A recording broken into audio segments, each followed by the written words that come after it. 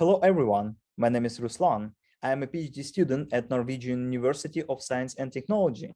And today I'm going to talk about our work called Paramixer. Parameterizing mixing links in sparse factors works better than dot product self-attention. In this world, there are many sequences with tens of thousands or even hundreds of thousands sequence length. For example, a novel or text of academic papers, time series or genomic data. Nowadays, the standard choice to work with sequences is transformer with its multi-head self-attention. The main engine of this multi-head attention is scale dot product. We all know that using this scale dot product for very long sequences is impossible due to its quadratic cost. People actually propose several methods how to approximate these scale dot products, but their performance is still not good. Okay, let's rethink the problem.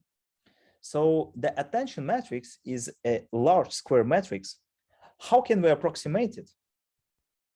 The conventional way is to use low-rank matrix factorization.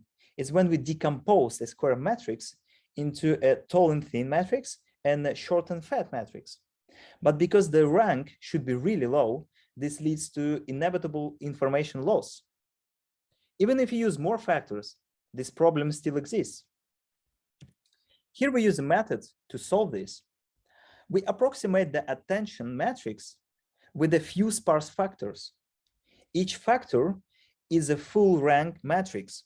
In total, there are much less non-zero parameters than n squared. But we guarantee that at the end, you will get the full attention matrix with the minor losses. But how can we define this sparse structure? Actually, we used here the CORD protocol inspired from peer-to-peer communication network. And we organized the sequences in the circular way where each node corresponds to the sequence element and the links correspond to non-zero positions within these factors. We call our work Paramixer because we parameterize these non-zero values of the factors. Each element of a sequence goes through a two-layer perceptron and outputs these non-zero values of these factors. We tested our method on several tasks. For example, scalability tests on the adding problem. So the sequences of adding problem have two rows. The first one has real numbers and the second one has a binary marks. The most of them are zeros and only two of them are ones.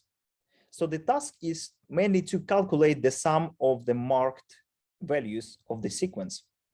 When the sequences are short, all the models work pretty well. But if it goes longer and longer, they stop working and only Paramixer works with all the tested lengths. We also tested our model on a public benchmark called Long Range Arena. So as a result, we won all these X formers, not only on the average score, but on each individual task within this benchmark, which is super cool. And the last task I'm going to present today is genome classification. So given a DNA sequence of a gene, the task is to classify which organism this gene belongs to.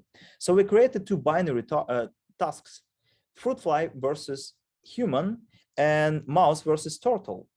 As you can see, we got again clear win.